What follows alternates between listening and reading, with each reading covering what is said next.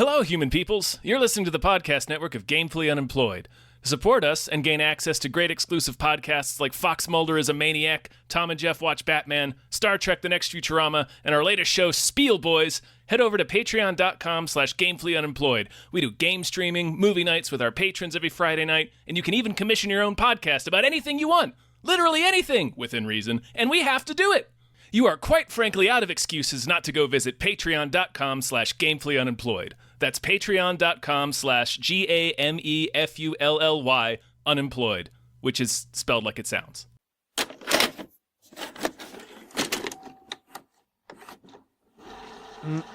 2002, baby. Boy, We're oh in it. boy, this is one of the most 2002 movies I've seen since the year itself. It ends with the dancing baby from Ally McBeal. It does, on the Titantron of a Mariners game, and it's holy shit. That put its claws into my soul and dragged me screaming back to the 90s in a way that nothing has in recent memory. Oh my god. Boy, hey everybody. Hello everyone. My name is David Bell. My name is Tom Ryman. And we just watched Life or Something Like It, a movie you just remembered existed. Prophet Jack, noted street savant. Seahawks over the Broncos by 6. Take the points. I don't really believe in all this stuff, but I'm up for this job I've been dreaming of my whole life, and I was just wondering, am I gonna get it? No. Well, you heard him, folks. The Seahawks are gonna win, and tomorrow it's gonna hail. And next Thursday, you're going to die. I'm sorry. Why didn't Tony Shalhoub tell us about 9/11? He probably did, and nobody listened to him. You're right. This movie, at the end, I was like, is nobody gonna go get that guy? Right. Are you gonna tell anybody about that guy? He should be in a black site next to Tony Shalhoub from the X-Files. From the X-Files, yeah. And George Bush's America, the Department of Homeland Security would have collected this man long ago. Yeah, this is a actual psychic. This is folks. months after 9/11. Yeah. Tom, had you seen this movie before? Oh, no. Wait.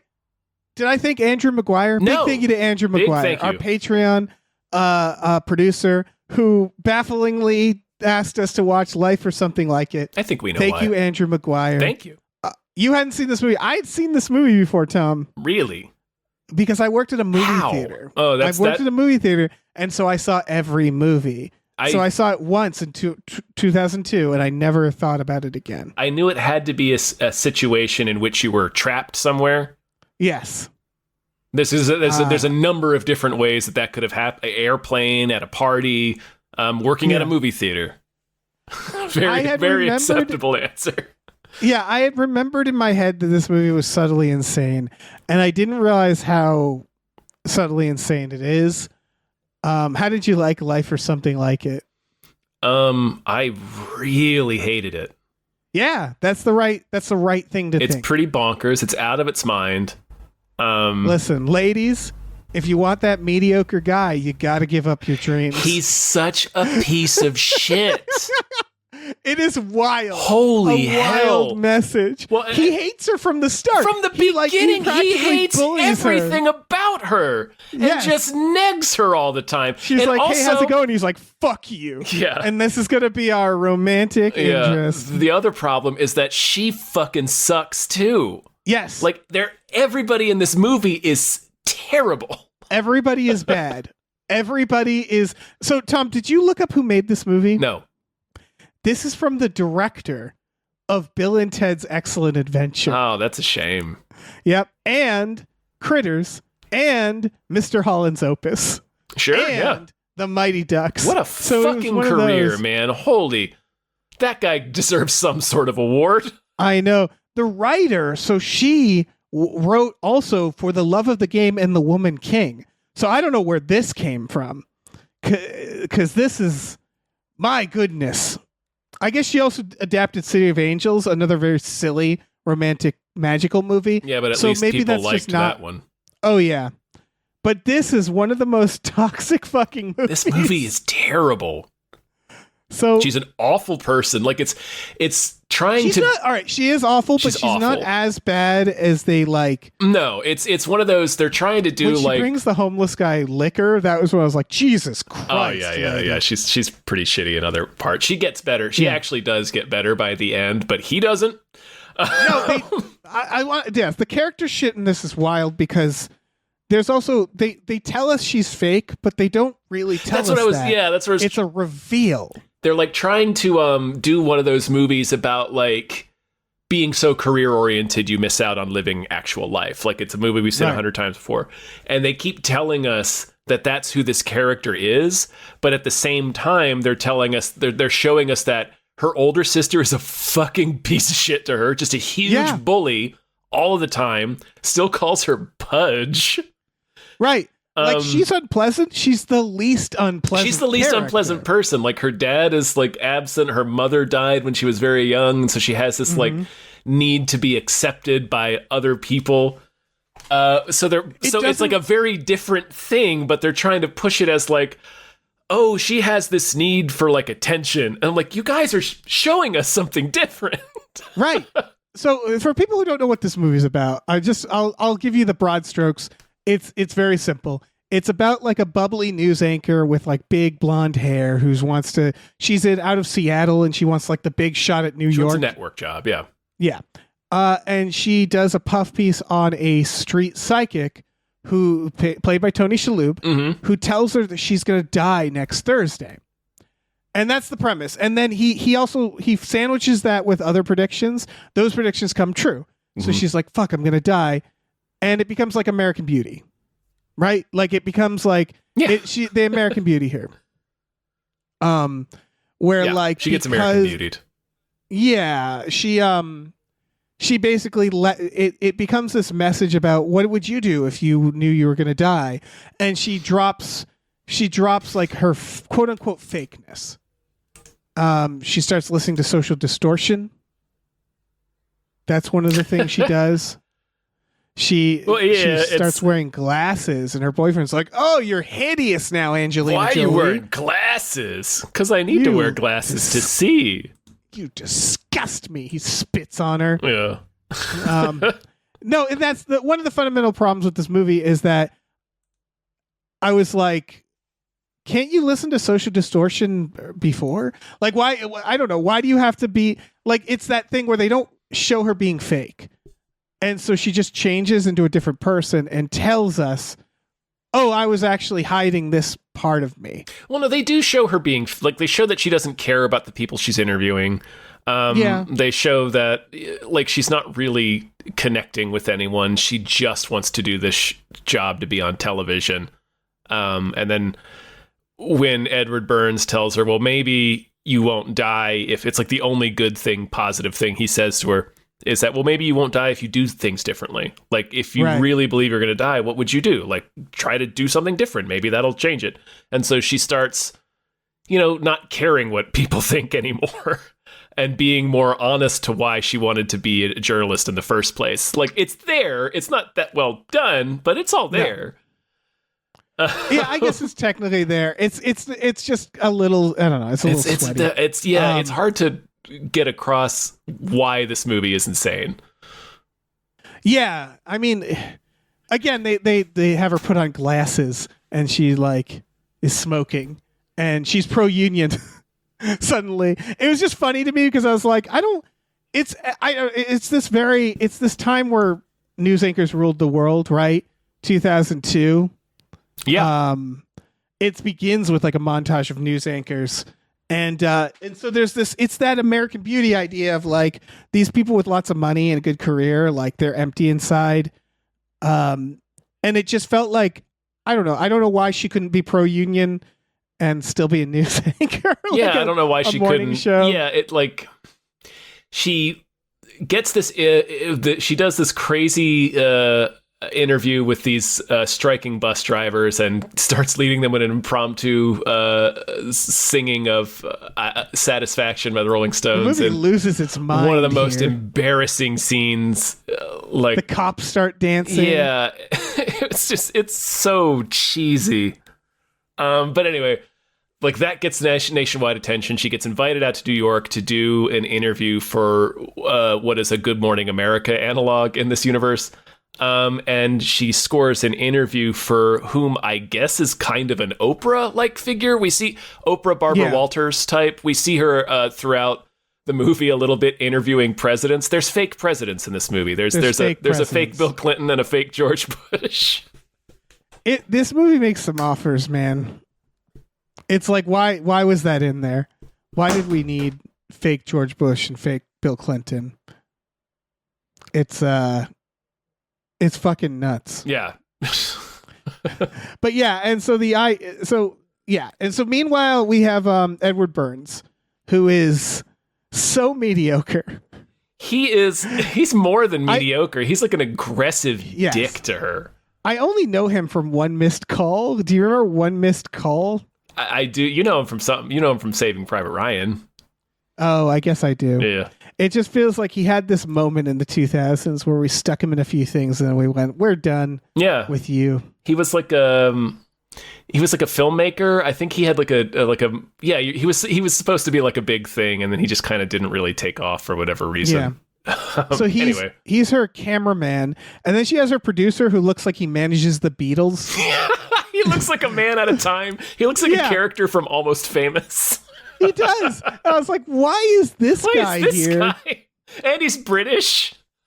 Yeah. Not that British people don't live in America or anything, but it's like another layer of like, why is your like local news producer this British ass dude who looks like he toured with the fucking Who? It's so weird. Yeah, he looks like he discovered the Who or something like that. And so the cameraman, he is immediately just the biggest asshole to her. Mm-hmm. He's like the nerd in high school who's like, "You're fucking fake. Yeah, you're fake. You're just a fake poser." Hair. Yeah. And it's like he is it's one of those movies where for some reason she has to prove herself to him. Yeah, like the to prove she's really like blue collar and in touch with people. It's like, really? Is that what movie this is? She has to change for him. Yes. He doesn't have to change at all. Yes. And the implication is that, so I think what they were going for was that they're razzing each other and that they actually want to fuck, and they fucked once is what they have learned. Had a relationship in the past that they disagree on how serious it was. And so I think this was like that time where we're like trying to Ally McBeal it or something, where it's like, oh, they're razzing each other. They really like each other. A little more of like a tete-a-tete, I guess, if I'm using that correctly. I think so. But the problem is the writing created a situation where it's just this man just verbally abusing just this woman. Really cruel, acidic things he says to her, just about how she's conceited. And I can't remember all of them, but he basically just negs her the entire time. Right. She's not likable, but she's not bad. She's not he gets her for a lot of things that like we don't really see examples of. Like I think we've said it earlier where they're presenting us as like, oh, she's so career minded, she's leaving real life behind, and that's not really the character they're showing us. No, they're showing that she has a lot of pathology that is causing this problem for her. Her biggest sin is that she's just an ambitious woman. Well, she's driven by trauma. Like they do show us that she's driven by the trauma of her mother's death and like the bullying from her sister and what she perceived to be favoritism from her dad towards her sister, but like we find it, she like reconciles with her dad at the end. But they show us that as being the reason why she needs to get a affirmation from everybody else. But Edward Burns is framing it like, oh, you're so conceited, you need everybody's attention. And it's like, have you talked to her? Do you know anything about her life? Because like, and they make it. So they give her like a shitty boyfriend to try to make Edward Burns look better. That shitty. That's the problem. He's kind of sucks, but he's not like mean. No, he's just like he's clueless. He just thought their relationship was something different. Like he thought they were having like a Hollywood relationship. Yeah, he tries. He like brings her out to play baseball. Yeah. At the end of the movie, he's like no hard feelings. Yeah, he's kind of like Bill Pullman in Sleepless in Seattle. Yeah. They're in Seattle. so, Maybe like- it's Seattle that does it. Ooh, maybe. So, like, it doesn't work because, like, again, both guys kind of suck, but he's honestly the one who sucks less, the baseball player. He really does, And yeah. so they just have this seething asshole just be like, you're crap, you're shit. And then Tony Shalhoub is like, you're going to die. And so we have her, like, do the denial stuff. She brings him booze. She goes to Tony Shalhoub's alleyway and brings him booze. Yeah. As like a gift. Mm-hmm. And he gives her more predictions. And then of course they all come true. And at the halfway point is where they all right, so I think there might be a missing scene. Did you detect this? So basically when she learns she's gonna die, she finally accepts it. There's a cut where she's just suddenly at the cameraman's house and she's wearing a blanket, I think, and he's talking to her about it like a friend. And up until that point, they hated each other. Hated. And there's this really abrupt cut where they're kind of friends all of a sudden, where he's talking to her through it. And I was like, what? It's like if the Batman suddenly showed up on the Joker's couch and they were just like chatting. Talking him through Like, a it's- breakup. Yeah, it's so abrupt that I think there might have been a missing scene showing like her showing up at his house or something in like a, like a dark moment, or I don't know. Did you flag that? It's weird. Yeah, Because, like, it didn't feel as abrupt as like, I mean, it felt super abrupt, but it didn't feel like something was missing. It felt like something had been deleted. It just felt like the movie wasn't written well. But suddenly, yeah, it's just bad. Yeah. Because suddenly this guy who like she has no reason to hang out with, who she thought paid Tony Shalhoub to tell she her. thought this is a prank he's playing on her. Yeah. She's suddenly at his house. It's like, don't you have a friend? They established that she has a friend. This other woman, the other anchor. The other anchor, Why yeah. isn't she at the friend's house? Why is she talking to her dirtbag cameraman about Because it's a rom-com, Dave. it is. Oh my! By the way, we haven't gotten to it, but I told you there's a single minute of this film that's the most 2000s moment. Do you have any guesses of what I thought that was? Shoot, you have your man, if own? it's not the Dancing Baby, It's not. or the Satisfaction song. It's not. No, I don't know. All right, it's more subtle. It was a minute of time in which a small child asks her if she's into Limp Bizkit, and then we get a montage set to Jimmy. Said to World. Jimmy Eat World's The Middle. Yeah, Yeah. and they go buy CDs. And it was like, okay, well, this is the most 2000s moment of anything, I think. and then they have a sex scene set to Jewel. They And sure it was like, do. Jesus Christ, They sure movie, do. calm down. Yeah, this movie is out of control. It also, But we we should mention that the movie starts with her death.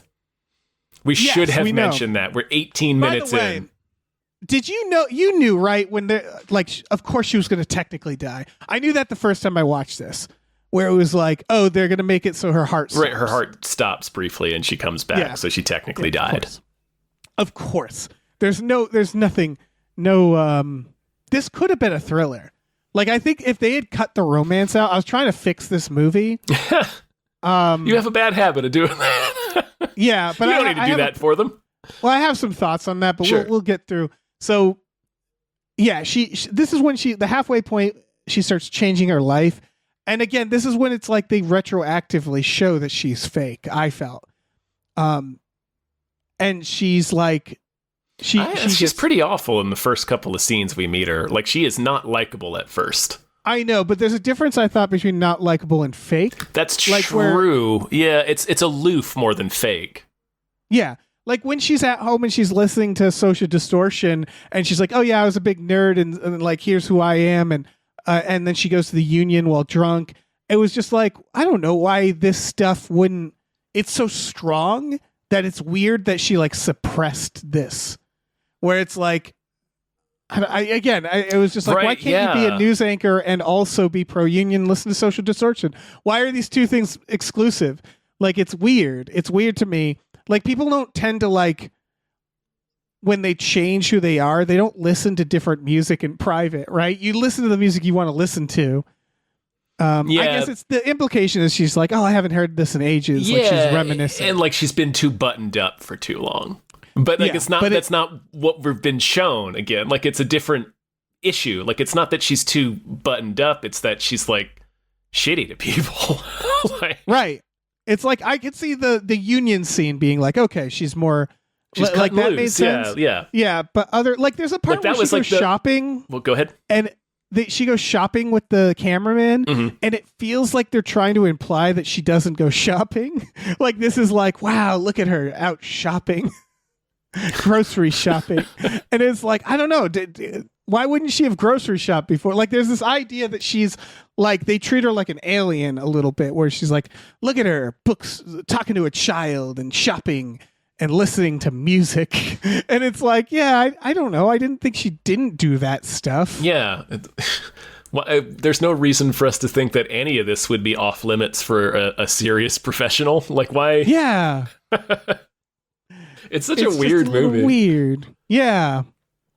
It's I don't know. It's I mean, they're just trying to do, the things. They're trying to make a lake house. They're trying to make like a magical romantic comedy, right? I mean, there's yeah.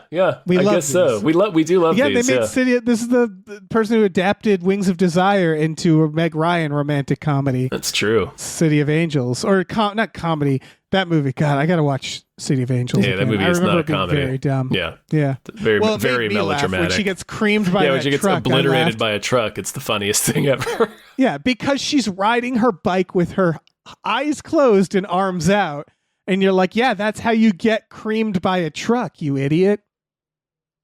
What a film. What a film. Anyway, So this movie. yeah, they do the montage where she hangs out with his son, which is like a reveal. This is the movie's way of telling us, like, look, he's good. yeah, he's a decent know? guy. He's a decent guy. He has a son sometimes, and it's like, all right, we never meet the ex, but whatever. Yeah, the montage where she's hanging out with his son, and that's like a reveal that he's like a good guy because he has a kid. Right. And yeah, and that brings it home, and they fuck to Jewel, I guess. And I like it was good of them to establish a previous relationship, because otherwise it's this just a would guy be she hates. it'd be really dizzying. Yeah, it still is. Yeah, it still is. I have no idea why they had a previous relationship because he's just a dick to her. He's just a dick. He is so. He's so mediocre. We're hitting it so hard because the movie hits it so hard. He is Yes. aggressively a piece of shit. And because of what's about to happen is because she was so uninhibited with her interviews, she becomes like a meme basically, and they're like, they want you for the show, you're gonna get what you want. She's faced with that moment where it's like, you are gonna get the big city job at New York, and she's genuinely happy because she wants to have a good career. One of the things this movie does, they try to make it seem like her current job pays a lot, which I guess it might, but like, Yeah. like this is a big opportunity. They make it seem like a lateral move, and it's like, no, this is huge. Well, they're not making it seem like a lateral move, but they're trying They're to be like, downplaying it. yeah, they're downplaying it a little bit. Like, do you really want to leave all the good stuff behind just for a good career and fame Yeah, and your fortune? shitty sister and your mediocre cameraman. Do you really want to leave this all behind? Yeah. And that's what happened. The dude, he gets sulky. He's like, fine, fuck you. You leave for New York. And it's like, dude, you didn't earn any It's an incredible of this. opportunity. Yeah. He's mad at her for fucking getting a good job. And it's like, dude, bring your kid, go with her. It's Angelina Jolie. Make it work, Yeah. you asshole. Find a way. Yeah. Jesus, fuck, you're Make a long Like- distance relationship with that kid. Edward Burns. Make it work. Make yeah. something work. But he's like, you see, I knew you were fucking fake. Fuck Yeah, I you. knew you fake. Leaving all this good stuff behind. Yeah, What good leave it- stuff? Yeah. Holy shit. Like the movie really wants us to feel bad for him Yeah. in this scene. like she's that- making a mistake, and it's like, no, the mistake you're making is throwing that away for this fucking guy. Yeah. Yeah. Holy fucking shit. Why would you ever stay? Yeah. Chase that career. Like, use what you learned. You've changed. That's great. Now pursue that career. Become a hard-hitting reporter. Do whatever. Like, but no. And so she flies to New York. we learn about Altoids, how women are like Altoids. Yeah, that's right. Yeah. Okay. Just Yeah, you remember let's that, right? Power through that. Yeah. Who tells him that? Oh, the British It's guy. The British guy. Yeah.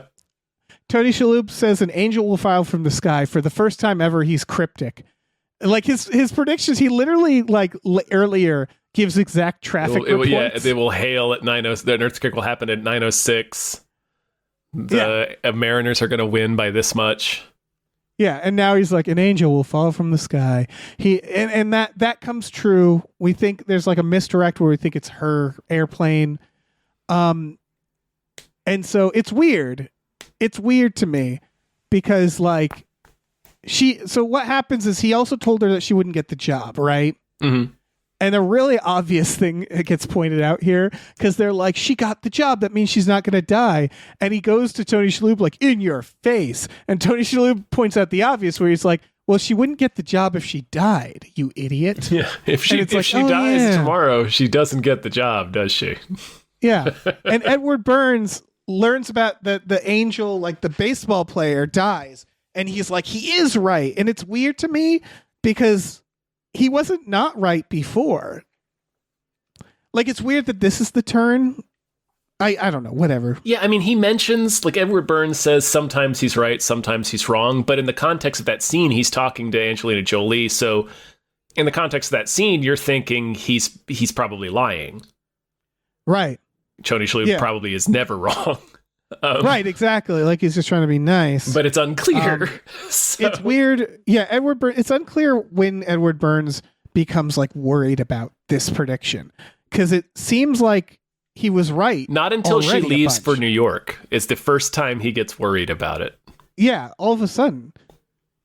And so he chases her to New York.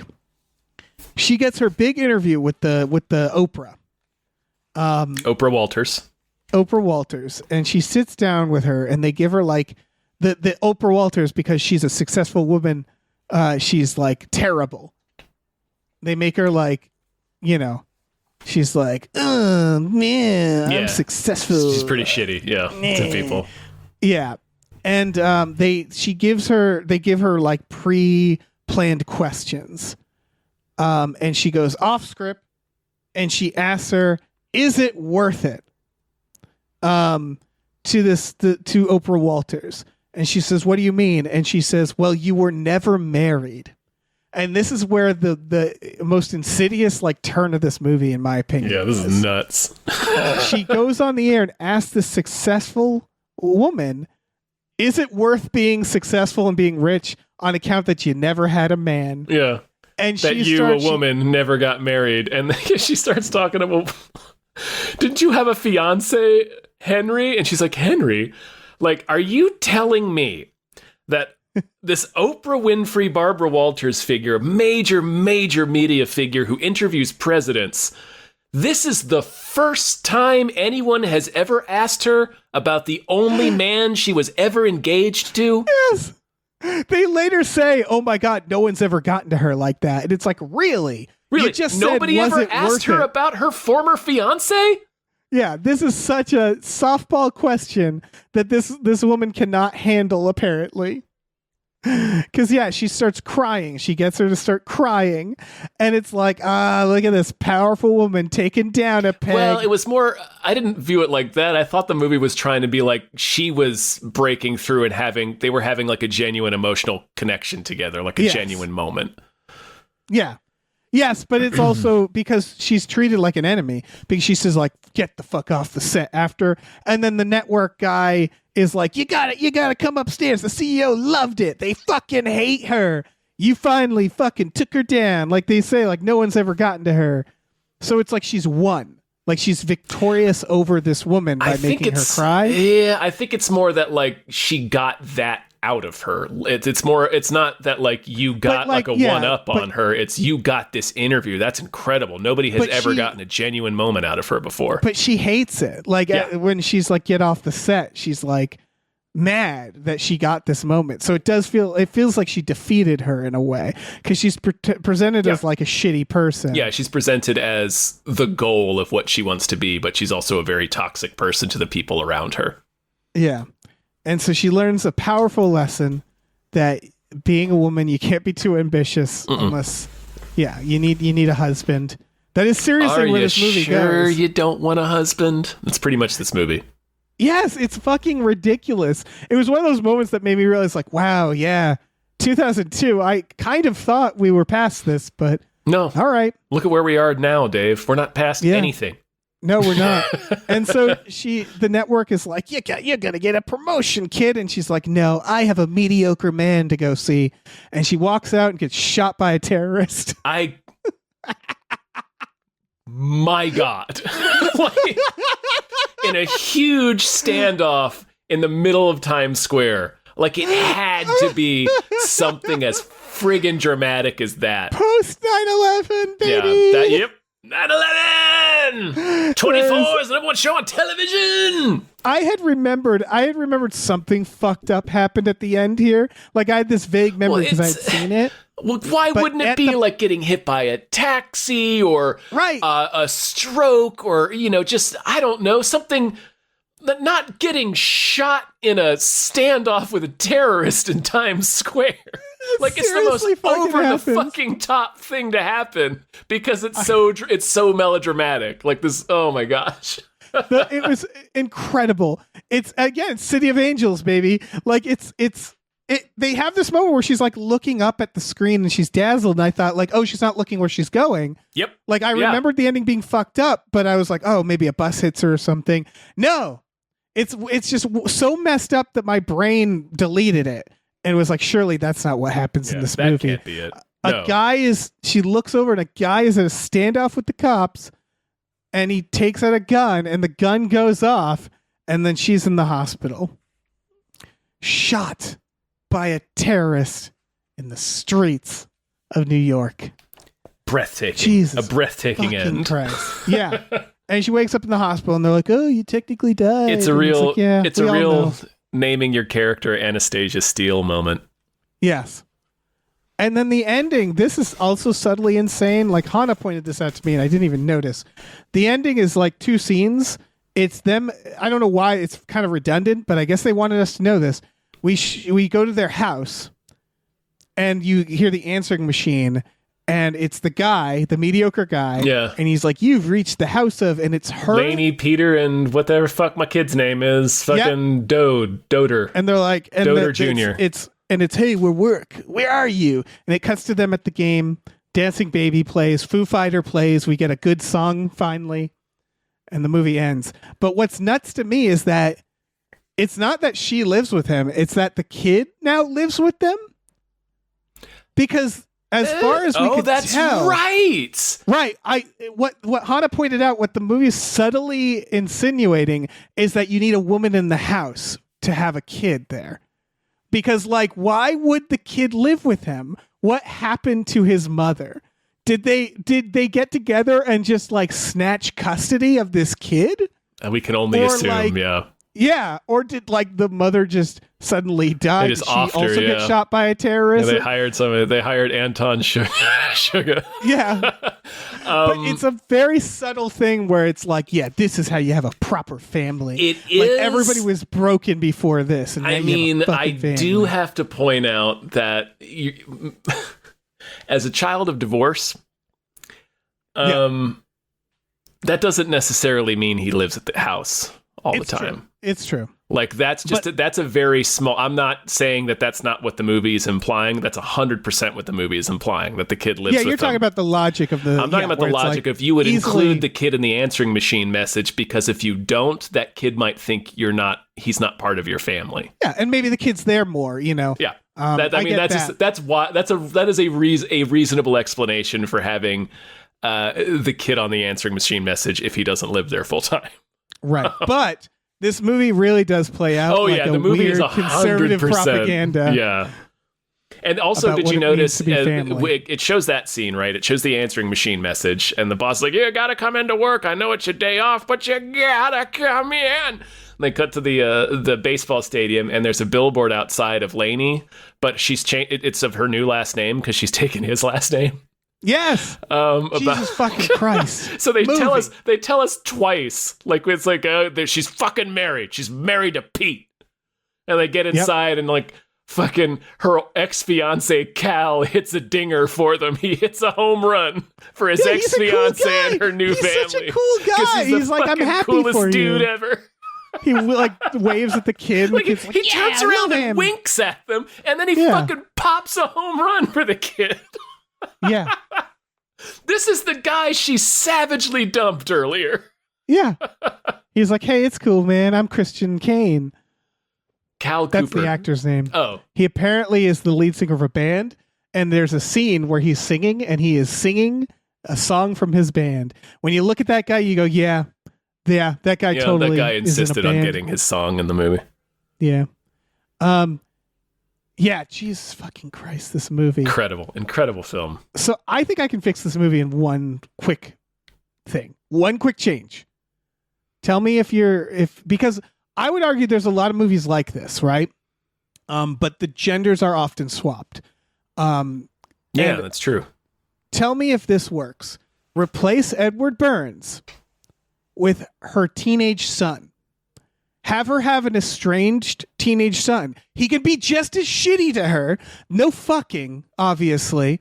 And make it about this woman who has an estranged teenage son that she's sort of reconnecting with. Give her a reason to need to because prove herself to him.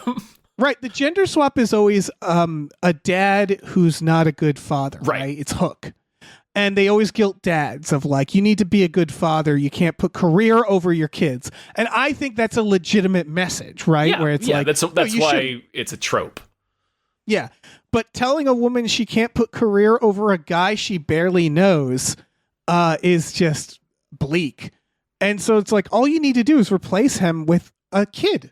Give her a kid, and it's the same message, and it's more positive. That's true. I will say that the resolution for most of those films is dad quits working or dad stops working so much. So the end point is sort of the same for both genders, but it's very different. You're right. Yeah, what I'm saying is that but the lesson you shouldn't work so much is good. Yes. It's what they give up work for. That is true, yeah. Her giving up work for just some mediocre guy sucks, as opposed to if this was a child or her dad. If they made her dad a more key component and she was like, you know what, I can't leave my dad.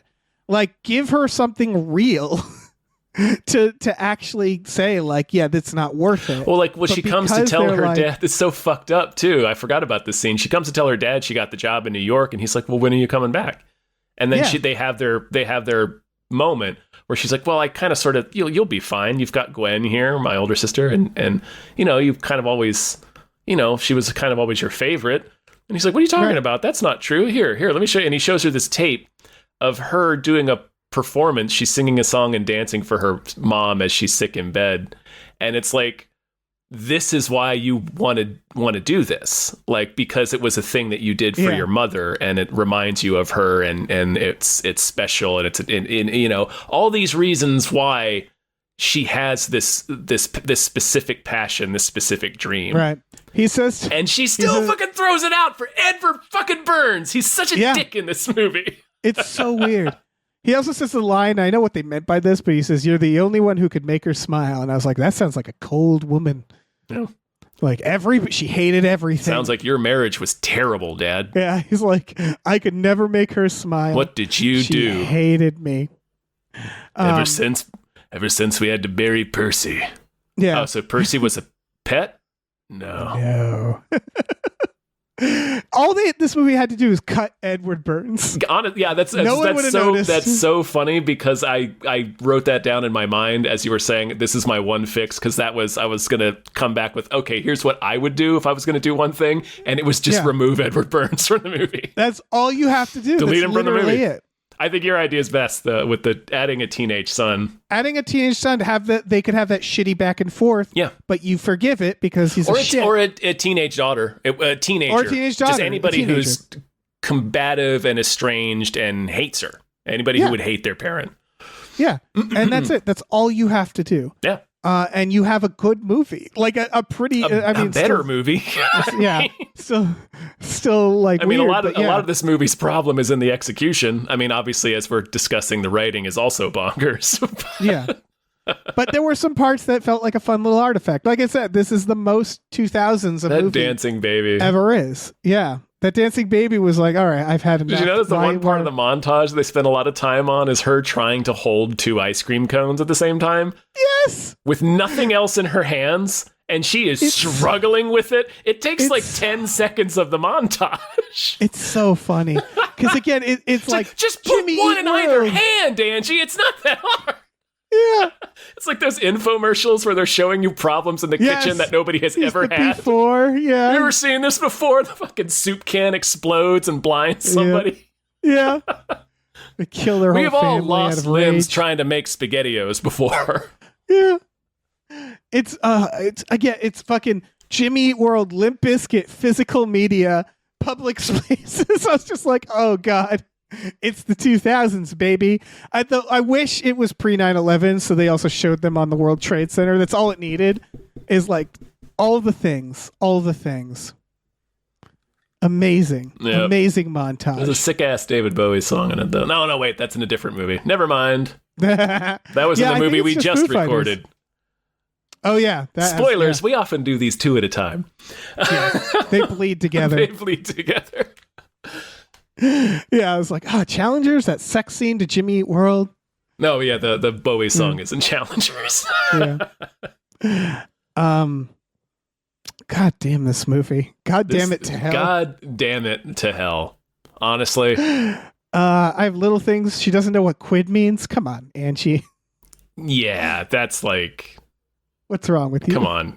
At this point in your Everybody career, knows you've what done a quid fake means. British accent. You know what that is. You know what? Yeah. Altoids is also very 2000s. Is Altoids still around? It Yeah. feels like it's not okay. Because it feels like it had its moment, you know? It did have a moment. So did Tic Tacs, kind of around the same time. Yeah. Like for some reason in the late 90s and early to mid aughts, like breath mints and minty gum had a moment. I don't know Yep. Clinton what's Bush. going on there. Clinton Bush. This is just, it's so 2000s. It really wants you to know it's the 2000s. Did you have to buy this movie, Tom? I did. I Me now own too. it. I now own We it. own it. I also thought it was bold to not only do terrorism in Times Square, but also a plane falling out of the sky. Yes. I think so. Here's my feeling of this. This might have been, I didn't look it up. This might be a filmed pre 9/11 The one that was movie, pushed right? back. Yeah, like Big Trouble. Yeah. I'm getting that vibe because this feels pre 9/11, right? It has that like everything's awesome. We're on top of the world. Nothing's gonna fly a plane into us. It's got that vibe, right? Yeah, it's a lot of very first world problems. And Edward Burns can inexplicably fuck off all day. Yeah. And he's just like, she's like, don't you have to work? And he's like, someday you'll learn there's some things that are better in life than work. It's like, yes, but you still need to work. Yeah. It's like nothing. He's supposed to be like, it's- he's supposed to be teaching her how to be a free spirit, but he's really just teaching her how to be incredibly irresponsible. You have a child. Yeah. You can't just, because she's like, won't you get fired? And he's like, well, then I guess I get fired. You have a fucking kid. Yeah. This is why you have joint You custody, can't be, right? This is why this the is marriage why shouldn't the work. child does not live with him. Yeah. Because he does not 100%. provide a stable household. Yeah. It would It, be funny if on the montage there was a social worker following them. It's like whole super time. with a notepad. It's a Yeah. supervised visit. Oh my God. Yeah. And she still leaves her network job in New York for him. Yeah. For this piece of shit. You really swept me off my feet with that supervised visit with your son. Yeah. Jesus Christ. This movie, it really is like a gender swapped American Beauty, right? Where it's Kinda, that yeah. same hubris, where it's coming off of that, where it's like it's a little too late, but they wanted to make like, okay, we're making American Beauties now, you know, we're making magical, romantic movies about terrible, terrible people. Mm-hmm. Does it warm your heart to know that this movie was not well liked? Yeah, Like, because yeah. American Beauty really. Exactly. American Beauty is very embarrassing. That when you go back and deserved, look yeah. at that and you're like, he's fucking his daughter's friend? It's top to bottom. He heroically horrible. decides not to fuck his daughter's It friend? is such a pre 9/11 movie. It really is. Such like a, oh, whatever will I do? I am disheartened with my high-paying office job. Yeah. And my like I would fucking kill for 3-story your house. My Married to a- $750,000 house in the suburbs. married to this beautiful, wonderful woman. Yeah, married to Annette Bening, who's a Annette Bening! powerful. Who was she? A real estate agent or a lawyer? Yeah. She's a real powerful, estate. successful woman. Yeah, Annette fucking Bening. Come on. Spacey. Yeah. She's Yeah. boning Peter Gallagher, but so what? what? Yeah. Look at that house. Kev. Yeah. Come on. About to Kev. get shot by Chris Cooper. Yeah, you are. Spoilers. For American Beauty. I mean, the movie starts damn with it. them telling you he's dead. It's Sunset Boulevard. That's true. You're right. Yeah, they tell you Just to stop. like this movie. They do. Yep. I really do think this is a mandated, like, we need an American Beauty. This was made for 40 million. It made 16 million. So that's, again, a just world. A just world. There is a movie this reminded me of. Oh, go ahead. No, sorry. I could just see we're coming out of 9/11. This came out in April 2002. I could see audiences being like, no, We're all set. no, we're done. We're done with We don't this. need this. We don't need any of this. Yeah. And it reminded me of a friend of mine from high school's cousin wrote a movie called Fortunes that I don't think is in any capacity that you can actually watch it. But it Right. has James Urbaniak and Tony Hale and Peter Dinklage in it before they were cool. famous. And the premise is his three friends go to see a fortune teller, and she tells them all different things. Like she tells Tony Hale that his son's going to be horribly injured. So like it becomes like self-fulfilling prophecies. Right. Yeah. So this movie reminded me a little bit of it. Yeah, for sure. That's. I mean, there is a good movie in here, a good premise. I think Yeah. it's just not this. And like, I don't know. It's not a bad. not this one. No, you whiffed it. You Yeah. whiffed it. Yeah, But it's to, like- to be clear, Fortunes wasn't terribly good either, but it just But it's a good reminded me of idea. that. Yeah, and it's like they do kind of a similar thing where you don't hear what she tells Urbaniak, I think, and then Right. like he sort of starts behaving like she does, and then it's revealed like, well, what did she tell you? She told me I was going to die, or like she either Right. tells him he's going to die, or she doesn't tell him anything. She's like, I can't see your future. So he's like, oh yeah, that's bleak. okay. Yeah. That's not good. That's the Yeah, worst. and then right? they all If end you- up dying If you're in like, the end. I want to see what I'll see in a year from now, and you see darkness, and you're like, oh, great. Forever darkness. Cool. Yeah, awesome. Yeah. I think that show like Flash Forward or whatever it was called. Where Yeah, I don't know. everybody like, never mind. They did a similar. It was a TV show where everybody had like a mass vision that was like a year or 2 or 5 years into the future or something, or like 10 months or Right. something. And one of the characters was John Cho, and he saw nothing. And there was a lot of people who saw nothing. So it was Yeah. like people were becoming convinced that they're going to die in like 10 months. Right. Anyway, Yeah, that's I mean, they're cool statistically, ideas. It's a cool idea because statistically, yes, a large chunk of people would see nothing. Yeah, you wouldn't see anything. You'd be like, I saw nothing, and then like a 98-year-old is like, yeah, I also saw nothing. What's with that? And it's like, oh, I'm really uncomfortable that me and this 98-year-old guy are the only two people that didn't see Yeah. anything. yeah, son of a bitch. Great. Yeah, this could have been like a Final Destination sitch. Yeah, or Trying her to defeat death or something. yeah, or like Short Time, where Dabney Coleman's trying to get killed on duty Yeah, because he thinks he has a terminal illness. this could have been a good movie. There's It's not. ideas here. There's been versions of this movie that were more successful. And like Angelina Jolie, she's always She's good. doing She's that's good in that's this. another thought that I had, a specific note that I had. I was like, this is too good a performance for this movie. She gets near a chimp for this, and I was like, Jesus, Angie. The chimp is slapping the fuck out of her Yeah. skull. I think it'd bite your face off. Like at it's any really moment. hitting her. Yeah, it is. It's like, guys, they should we trained have a chimp to should we slam have her the in the chimp head? do this And she has to look into it. to a person? Yeah, it's fucked up. Let Should alone we the teach star a of the chimp movie? to hit? Don't teach a chimp to hit. Yeah. Yeah, don't teach them violence. They know violence already. They don't need to learn more violence. It's like teaching a chimp to use a gun. Yeah, it's got it covered. Yeah, yeah. It can handle the violence perfectly well on its own. And I know why she's doing it, because they're like, I smell an Oscar. You know, they're like, this will be the next American Beauty. And it's like, American Beauty really did some bad things for film. I'd say American Beauty and Magnolia, which is a good movie. But like, that's, you know, it's that Also, thing where you make those movies. yeah. Donnie Darko, I feel like. Donnie is another Darko, one. I think, Pulp Fiction, and also Boondock Saints. Oh, Boondock Saints. I think Boondock Saints is the worst. Yeah, that's offender. the result of Pulp Fiction. That is I that is feel a like. result of Pulp Fiction, but it begat imitators of its own.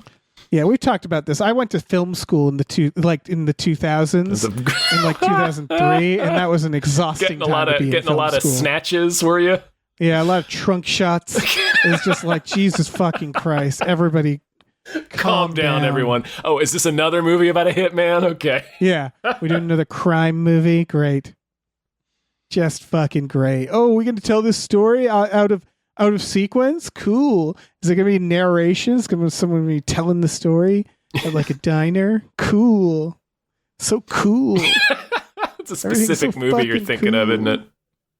No, it's several. I was really hoping that was like a specific short you were remembering that you had to do. There's several. Oh, God. God, what a terrible time to go to film school. Yeah. It really was, because this is a tangent, not just because of that, but because it was 2003. They taught me about film, how to load 35 millimeter film. And then like 2 years later, it's like all that digital. knowledge gone. No reason to learn it. You can work at Like a museum. literally, they're teaching me like Avid, and I'm like, can I just cut this on Final Cut Pro? Fucking film school. Useless. Don't go. Yeah. Tom, don't go. Yeah. The movies are back, but Not those movies. not at school. Not those movies. Yeah. And not this movie. This movie's never back. No. This movie can go back to hell. Yeah. Yeah, I think that's it. No. I think we're done. All right, we're done. Thank you, Andrew McGuire. Thank I you. suspect you I mean, I don't want to speak for you, but I suspect you flagged this movie because it's insane. Yeah. And I suspect that the bananas nature of it, and also maybe the Tony Shalhoub of it. Yeah, the Tony Shalhoub of it all. Solid Tony Shalhoub. X-Files. He's only in like 2 scenes. Sadly, he's great. He but seems he's Tony to Shalhoub. know Of course the he is. movie's dumb. Yeah. He's like irritated with the movie. Right. He seems irritated with having to deliver the lines. Yeah, he's great. It's a perfect it's, Tony Shalhoub character. This movie's an amazing artifact. It's one of those movies that you don't think about, and then you watch and you go like, "This is absolutely out of its mind." Yeah, it's really crazy. Yeah. So thank you, Andrew McGuire. Thank you. This was through our Patreon, patreon.com/gamefully unemployed. There's a tier where you can do custom We Just Watched. That's how this came to be. But we also, just for $5 a month, you get access to our exclusive podcasts. Tom and Jeff Watch Batman, Fox Mulder is a Maniac, Star Trek The Next Futurama, and Spiel Boys. Those are all for $5 a month. For a little more, you can watch movies with us every Friday night. So that's fun, too. You love that. Yeah, we should watch This? yeah, we should definitely watch this. Yeah.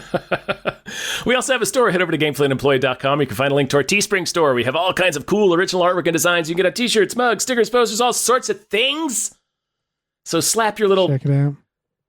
freaking, I don't know, future sight peepers onto that.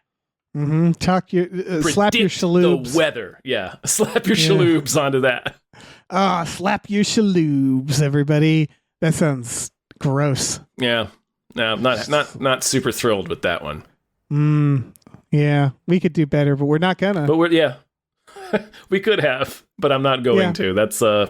it's going to be on my headstone. It's going to be my epitaph. I could have done better, but I didn't. Nah. Nah. Hey, listen, our music is produced by Chris Corlew. You can find him on twitter.com as the Corlew, or go to shipwreckedsailor.bandcamp.com. Our channel artwork is produced by Michael Vincent Bramley. For more of his work, go to mvbramley.art. Our episode artwork is by Justin Brown, available on Twitter as Justin T. Brown or at artnessbyjustinbrown.com. And finally, additional artwork is by Starlene Hodge. You can find her work at starlenearts.com or on Twitter as StarleneX. Cool. Goodbye.